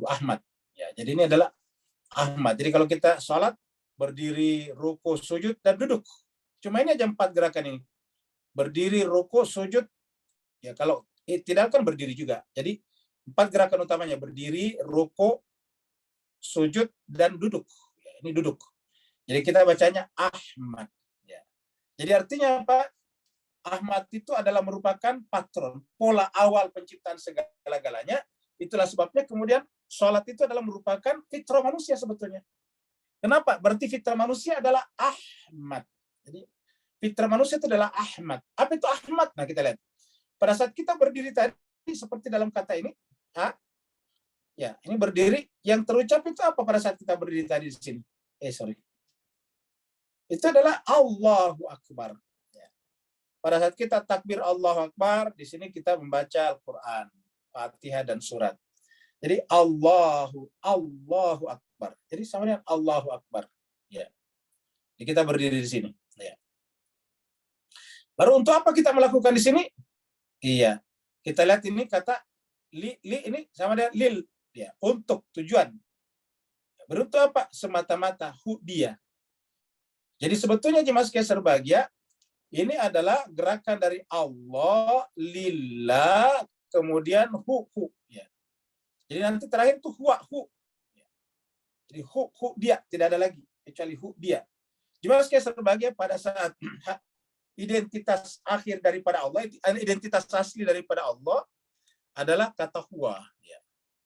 Ini huwa. Ini adalah identitas. Kenapa? Karena kata huwa itu dia saja siapa? Karena tidak ada yang bisa mengetahuinya. Kalau kita mengatakan anta, itu masih berarti kita kenal dia, kita artinya bukan rahasia. Huwa ini adalah merupakan rahasia dari segala rahasia. Karena kita tidak tahu ini dalam bahasa Arab, huwa itu artinya orang ketiga gaib namanya. Ya, itu namanya gaib.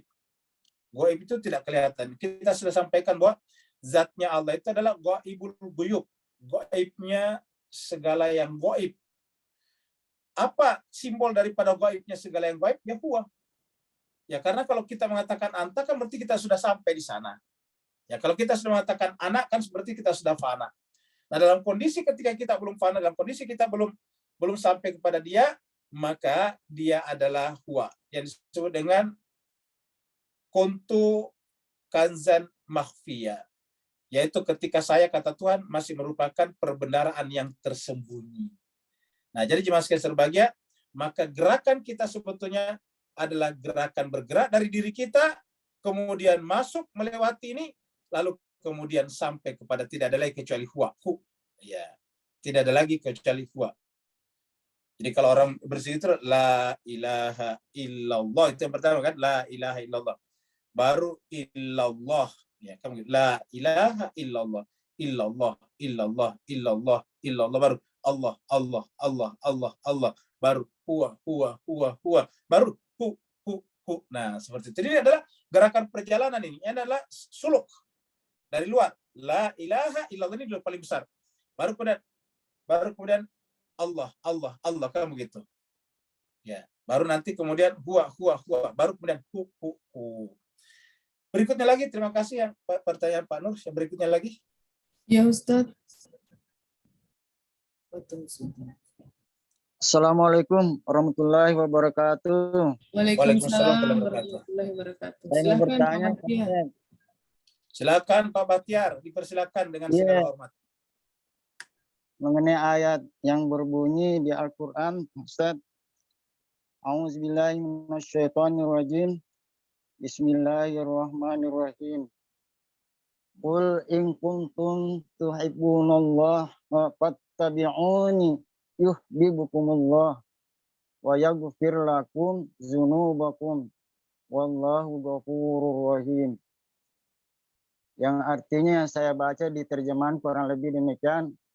Katakanlah, wahai Muhammad, jika kalian benar-benar mencinta Allah, maka ikutilah aku. Yuhibbukumullah, niscaya Allah akan mencintaimu. Wa yaghfir lakum dzunubakum, dan mengampuni segala dosa-dosamu. Wallahu ghafurur rahim. Yang saya tanyakan Pak Ustadz, yang kita harus ikuti kepada jejak Nabi Muhammad supaya kita ini selamat di dunia dan akhirat, yang mana aja ya Pak Ustadz yang harus kita ikuti supaya kita ini betul-betul selamat di dunia wal akhirat. Karena di sini dikatakan jika kalian betul-betul mencintai Allah, maka ikutilah Nabi Muhammad SAW. Seperti apa itu Pak Ustadz, contoh-contohnya yang harus kita ikuti? Mohon penjelasan kepada Pak Ustadz. Terima kasih Pak. Baik, terima kasih banyak Pak Bakhtiar. Jadi kita bahas sedikit tentang surat Al-Imran 31 tadi. Ini surat Al-Imran ayat 31. Jadi iya, jemaah sekalian, Nabi Muhammad kita sallallahu alaihi wa alihi tidak pernah kalau berkaitan dengan dirinya langsung berkata, selalu harus ada kata qul. Ini menunjukkan bahwa Nabi walaupun Al-Quran ada pada dirinya tidak pernah berkata sesuai dengan hawa nafsunya. Wa ma yantiqu anil hawa in huwa illa wahyun yuha. Bapak Ibu bisa telusuri ayat-ayat Al-Quran, setiap ada ayat yang melibatkan dirinya Nabi, itu pasti ada kata qul di depannya. Qul ya ayuhan nas inni rasulullah ilaikum. Qul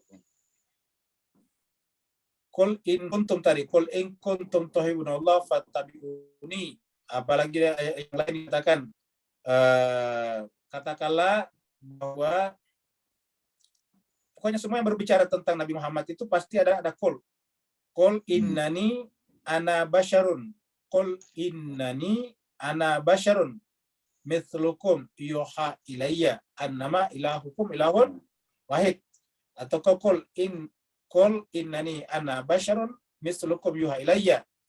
Katakanlah Muhammad, saya ini adalah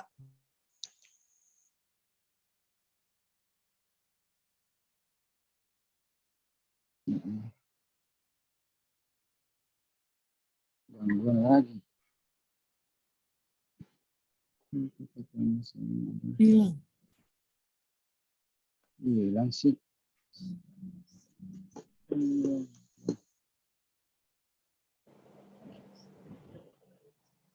Gangguan sinyal, sabar sebentar Pak.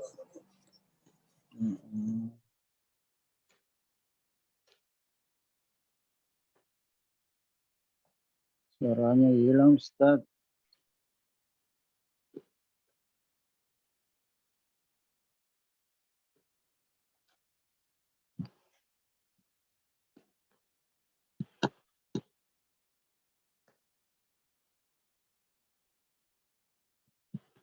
Oh, ada gangguan ini.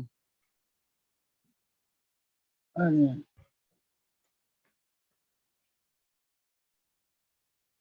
Bapak Ibu sekalian, mohon maaf ya keluar lagi tadi ya. Jadi kita teruskan tadi jawaban atas pertanyaan Pak Bakhtiar. Jadi dalam Al-Quran setiap kali Nabi menyampaikan pribadinya selalu di depannya ada kata qul, menunjukkan bahwa itu bukan mau Nabi tetapi perintah dari Allah. Allah lah yang menyuruh Nabi mengatakan qul innani ana basyarun mithlukum yuha ilayya. Sungguhnya aku ini adalah manusia biologis seperti kalian. Bedanya adalah yuha ilayya, diwahyukan kepada saya. Qul ya ayuhan nas inni rasulullah ilaikum. Katakanlah Muhammad, aku ini adalah Rasul Allah untuk kalian semuanya jami'a. Begitu ya, qul, katakanlah Muhammad, in kuntum tuhibbunallah fattabi'uni. Katakanlah Muhammad, jika kalian mencintai Allah fattabi'uni, maka ittiba'lah kepadaku. Yuhibbukumullah wa yaghfir lakum. Nanti Allah akan mencintai kalian dan mengampuni dosa kalian. Pertanyaan Pak Bakhtiar tadi, apanya Nabi diikuti? Nah, jemaah sekalian berbahagia, itu Nabi dalam dirinya apa sebetulnya? Ya, tidak bisa dipecah-pecah. Nabi itu misalnya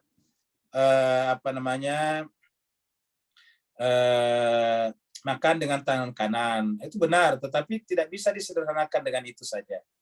Ketika Nabi mengatakan itu, siapa Nabi? Nabi itu adalah Al-Quran. Ya, jadi ingat, Nabi itu adalah Al-Quran yang hidup. Karena Al-Quran ini sebelum menjadi ucapan Nabi, Al-Quran terlebih dahulu ada dalam jiwa Nabi. Al-Quran ada di dalam benak Nabi. Wahyu itu diterima Nabi langsung oleh jiwanya Nabi. Ingat, Al-Quran ini datang bukan dalam bentuk buku cetakan, bukan dalam bentuk kitab, bukan dalam bentuk buku, tetapi dalam bentuk wahyu yang menerimanya apa? Jiwanya Nabi. Sehingga Al-Quran itu sebetulnya adalah Nabi itu sendiri. Nah, sehingga ketika Nabi mengatakan qul in kuntum tuhibbunallah, ikutilah aku, artinya apa? Ikutilah aku sebagai Al-Quran yang berbicara. Selain mengikuti Al-Quran yang natik, yang apa? Yang samit. Jadi yang kita baca ini adalah Al-Quran yang samit, Al-Quran yang diam. Nabi adalah Al-Quran yang sifatnya natik, berbicara. Jadi hakikat Al-Quran itu justru yang berbicara, bukan yang samit. Yang samit, yang diam bisa disalahpahami orang. Tetapi yang natik tidak bisa disalahpahami orang. Nah, sekarang setelah kita melihat apa pesan Nabi berkaitan dengan dirinya sebagai Al-Quran yang natik, yang pasti akan meninggal dunia juga. Apakah Al-Quran natik itu harus hilang, harus tidak ada dengan meninggalnya sang Rasul, sang Nabi? Jawabannya tidak boleh. Al-Quran tetap harus ada, harus hadir. Makanya di dalam Al-Quran berarti dalam diri Nabi mengatakan innama yuridullah liyudhiba ankum rijsa ahlal bait wa yutahhirakum tathira. Jadi kita lihat Nabi sangat mencintai keluarganya. Bahkan di dalam Al-Quran ada mengatakan kata-kata ya ayyuhalladzina amanu qu anfusakum wa ahlikum nara. Wahai orang-orang beriman, jagalah diri kalian dan keluarga kalian dari azab api neraka. Siapa kira-kira yang paling pertama melaksanakan ayat ini? Tentu Nabi. Jadi Nabi memelihara keluarganya dari mana? Dari azab api neraka, sehingga keluarga Nabi dibenarkan dalam Al-Quran, yaitu innama yuridullah liyudhiba ankum rijsa ahlal bait wa yutahhirakum tathira. Sehingga Nabi mengatakan bahwa Ali, Fatimah, Hasan, Husain itu adalah bagian daripada diriku. Siapa yang membuatnya marah sama dengan membuatku marah. siapa yang membuatnya bahagia sama dengan membuatku juga bahagia. Terima kasih banyak Bapak Ibu sekalian atas partisipasi dan Masih ada perhatiannya. Ustadz, masih ada pertanyaan dan Silakan. permintaan doa Ustadz. Pak Ustadz. Ya, sama-sama Pak Batiar. Iya. Dari Pak Burhan, kata iblis, illa mukhlasin, illa ibadaka minhumul mukhlasin. Apakah yang dimaksud itu adalah para imam ataupun manusia biasa maksum ikhtiari? Jawabannya adalah kalau manusia biasa, ya itu kayak kita ini, ya itu adalah disebut dengan mukhlisin, bukan mukhlasin. Ya. Karena kata-kata mukhlas itu artinya mendapatkan pengakuan dari Allah. Kalau kita ini mungkin merasa mukhlis, perasaan kita, tapi belum tentu diakui Allah. Ulangi lagi, kita secara pribadi, sebaik-baiknya ibadah kita merasa ikhlas, sudah sampai pada ikhlas. Tapi ingat, itu perasaan pribadi, perasaan subjektif kita. Belum tentu Allah memberikan pembenaran bahwa kita sudah ikhlas. Nah, sedangkan mereka-mereka itu adalah mendapatkan pembenaran, sudah mendapatkan endorsement dari Allah. Ketika mereka mendapatkan endorsement, pembenaran daripada Allah, justification dari Allah, maka berarti yang bersangkutan sudah masuk kategori mukhlasin. Jadi sudah mukhlas, terikhlaskan. Jadi kalau diterjemahkan mukhlas itu sudah terikhlaskan oleh Allah. Sudah tercatat oleh Allah, sudah diakui oleh Allah bahwa yang bersangkutan itu adalah ikhlas beneran. Kalau kita ini baru merasa kriteria-kriteria ikhlas setelah kita penuhi, maka kita merasa sudah ikhlas, namanya mukhlisin. Dengan demikian yang dimaksud di situ adalah tentu hamba-hamba Allah yang terpilih tadi, dan karena itulah iblis tidak akan pernah bisa menjangkau jiwa mereka. Illa ibadaka minhumul mukhlasin. Terima kasih banyak Bapak Ibu sekalian, kita tutup dengan berdoa. Terima kasih Ustaz. Ustadz izin mohon doakan ibu saya hari ini ulang tahun dan Ibu Galis juga hari ini ulang tahun Ustadz. Oh ya, baik Bapak Ibu sekalian. Jadi kita doakan juga pada hari ini. Ya, yang pertama kita doakan juga untuk Bu Dokter, ibunya namanya Bu Dokter. Ibu Sri Bulan nama ibu saya. Oh iya, terus kemudian Gali juga, Gali yang berulang tahun atau ibunya? Iya, Ibu Gali. Gali hari ini. Gali yang berulang tahun, bukan ibunya Gali ya? Iya, bukan. Oh iya iya. Baik, Mas sekalian, kita doakan untuk ibunya Bu Dokter, Ibu Sri Bulan, dan juga kita doakan Gali Ratna Sari. Ratna Gali, sorry maaf. Ratna Gali yang berulang tahun, dan kita juga secara khusus mendoakan almarhumah Ibu Putih binti siapa nih? Binti almarhumah Ibu. Kalau yang saya terima Ibu Puasa binti Putih. Iya betul. Sini, iya, almarhum Puasa binti Putih kayaknya. Ibu Puasa. Iya. Almarhumah Ibu Puasa binti Putih ya. Ya. Iya. Ibunda daripada Ibu Miskiah. Iya. Bapak Ibu sekalian, mari kita sama-sama berdoa. Kita doakan terdahulu yang telah mendahului kita. Sebelum kita berdoa secara pribadi, menyampaikan turut berduka cita yang sedalam-dalamnya kepada Ibu Miskiah. Semoga Ibu Miskiah dan keluarga besar diberikan kekuatan dan kesabaran. Bismillahirrahmanirrahim. Alhamdulillahirabbil alamin, hamdan syakirin, hamdan na'imin, hamdan yuafi ni'amahu wa yukafi mazidah.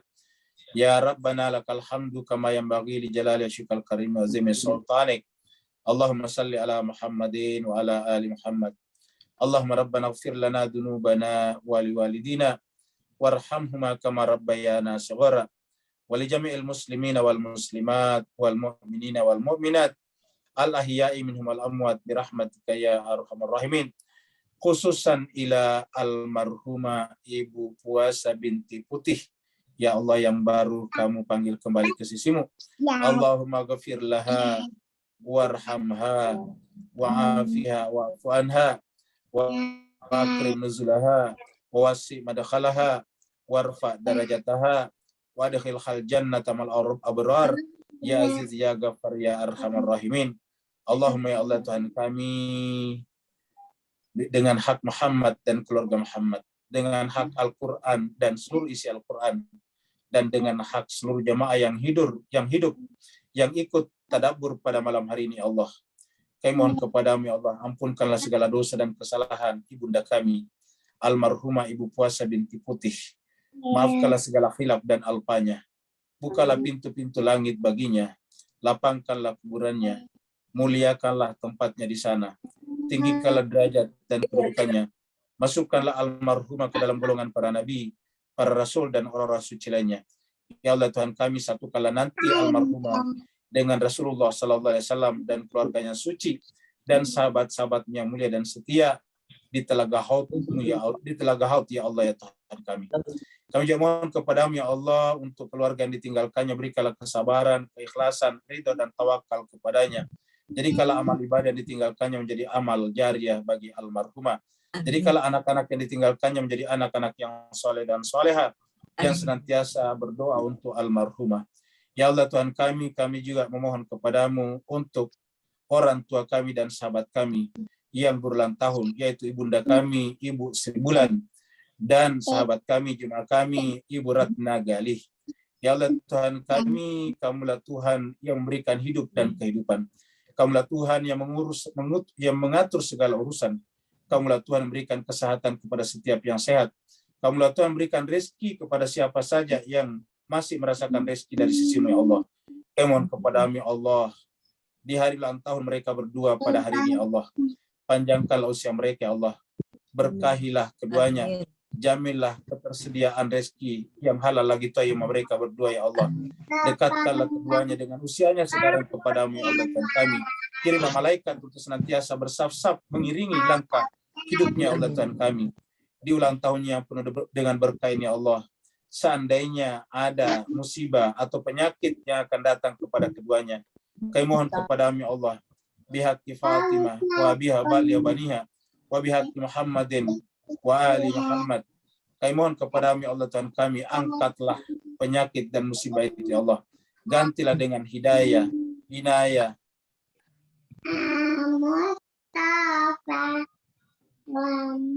dan rahmat kepada keduanya, Allah. Jadikan juga anak-anak keduanya anak-anak yang saleh dan salehah.